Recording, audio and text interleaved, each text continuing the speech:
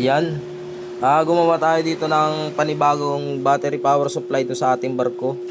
Kasi nung nakaraan, yung battery niya nung chinarge ko, hindi ko na monitor. Na naka-manual pala, hindi ko na ilipat to sa automatic. Kaya nangyari, nag-overcharge.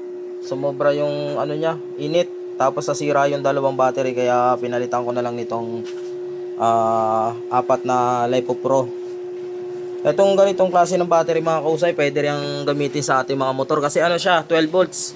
Kung tutusin, mas malakas ang capacity nito kaysa doon sa mga ordinary na battery ginagamit natin sa ating mga motor na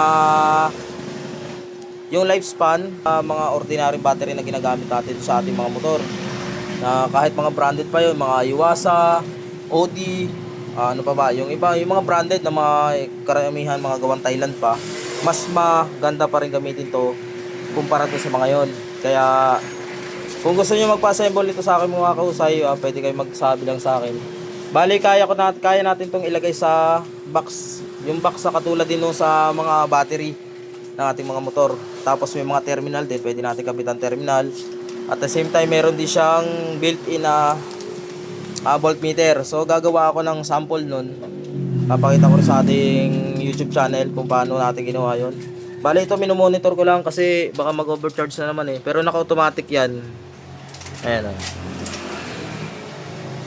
Ang full charge nito ay doon sa una ko kasi battery 14.2, 14.1 yung full charge.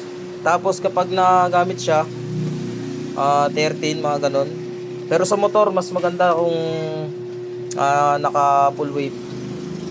Mas mabilis siyang mag-pick up ng kuryente at makapag-imbak.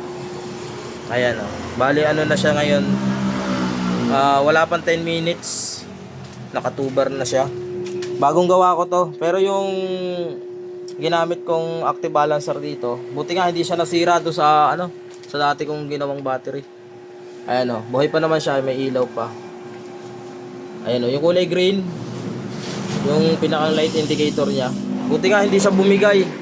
Mahal din kasi yung active balancer ganyan. Mamaya full charge na yan, mga ilang minuto lang yan.